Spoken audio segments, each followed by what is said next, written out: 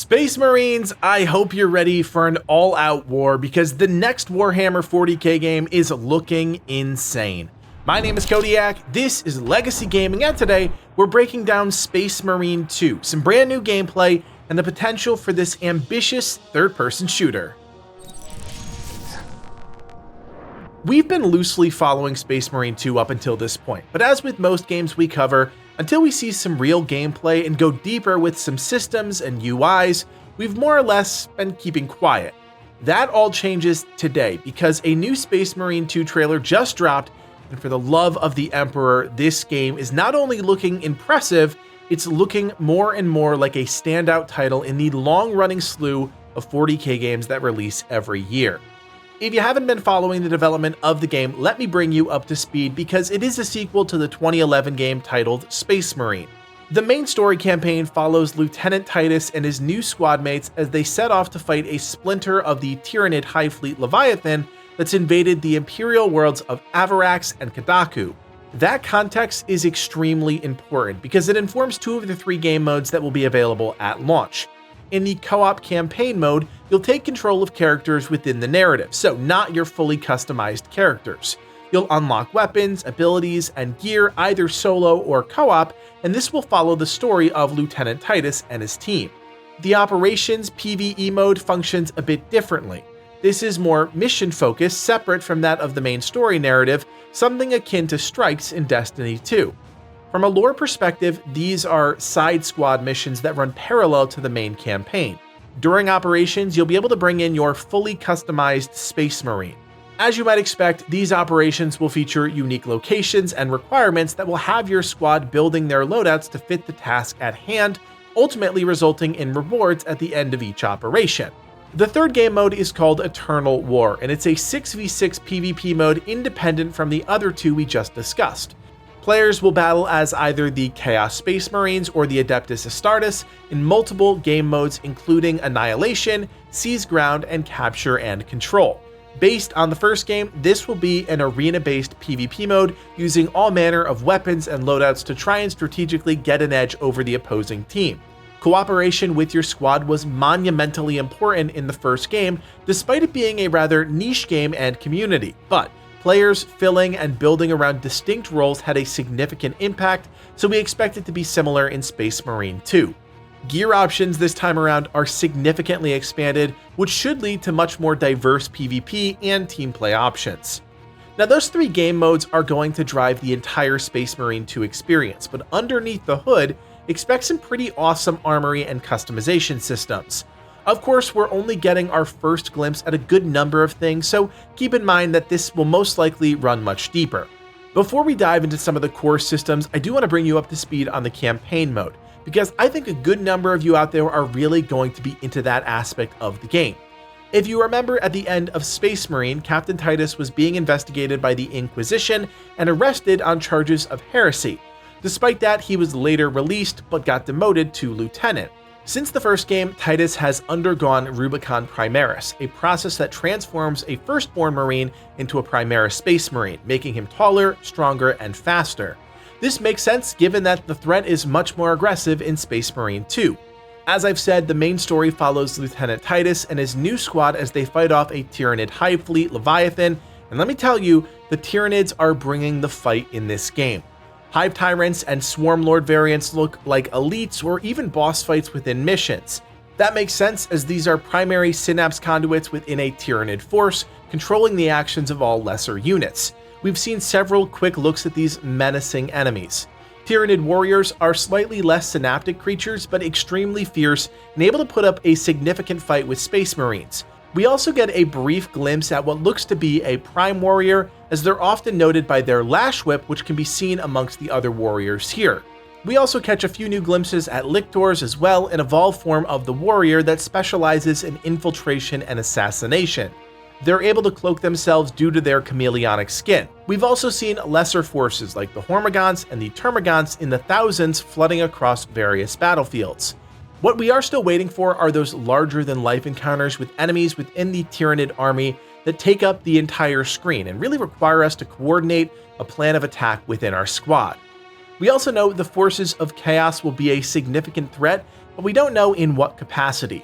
We've also seen a few clips of the Thousand Suns Traitor Legion who followed the Chaos God Tzeentch. Throughout the various trailers for the game, we've seen elements of Chaos here and there. We've seen Chaos Marines getting killed in multiple clips. We've also seen a Thousand Suns Helbrute, which we fully expect to be an elite or even a potential boss fight.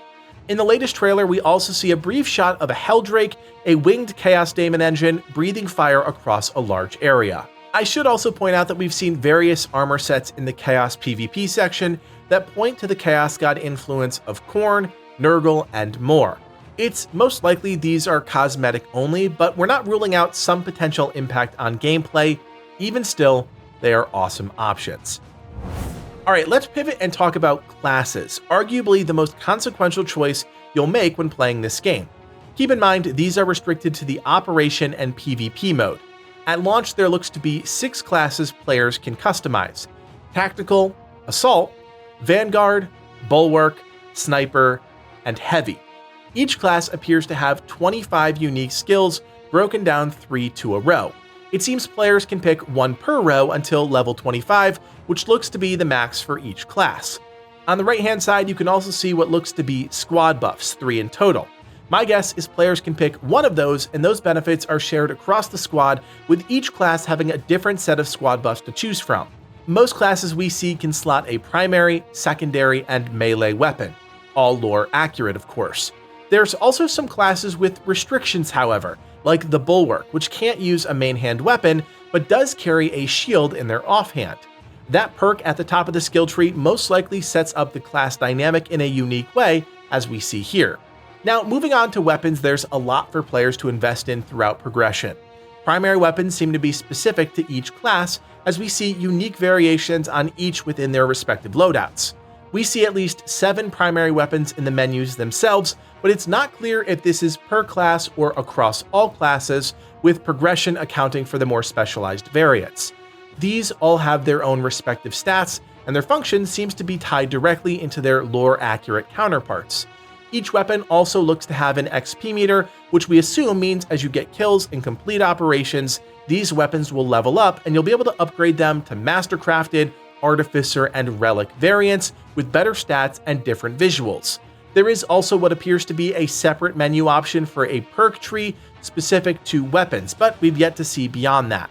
If there's one thing that was made abundantly clear in this new trailer, it's that players will have an insane amount of control over the way their Space Marine looks, and I can't overstate how huge this is going to be for the rabid 40k fanbase.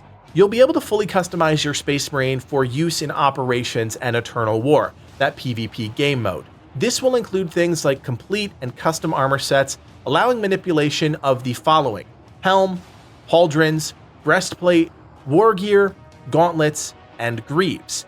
These aren't sets either. You'll have individual control to customize each piece on each limb. We aren't restricted to Ultramarines either.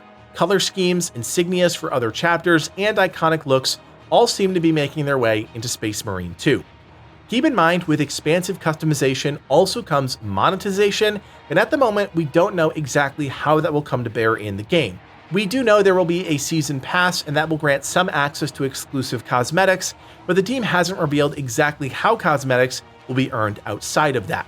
What we do know is that new content in the form of missions, enemies, and weapons will all be available to players through regular free updates post-launch. Let's not forget, though, the launch of another Warhammer 40k game, Darktide, which had a very rocky start. Space Marine 2 needs to inject new content on a regular basis, that's true, but it also needs to come out of the gate incredibly strong with a rewarding gameplay loop, minimal bugs, and no issues with servers or co-op connectivity. It seems like a no-brainer, but how many games have missed that mark recently? But Space Marine 2 does seem to be on the right path. If you haven't checked out the full trailer top to bottom, I recommend you do that because we here at Legacy Gaming think Space Marine 2 could be a massive sleeper hit this year. 2024 has certainly been the year for surprise co-op hits, and while not quite the same as Helldivers, I can see a huge chunk of that audience also vibing with this game. There is still a ton more to discover with Space Marine 2, and with that September 9th release date still a few months away, I have a good feeling we're going to see quite a bit about this game ahead of launch.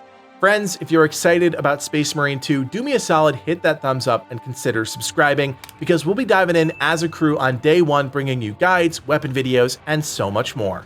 My name is Kodiak, and from everyone here at Legacy Gaming, thanks for watching, and play on.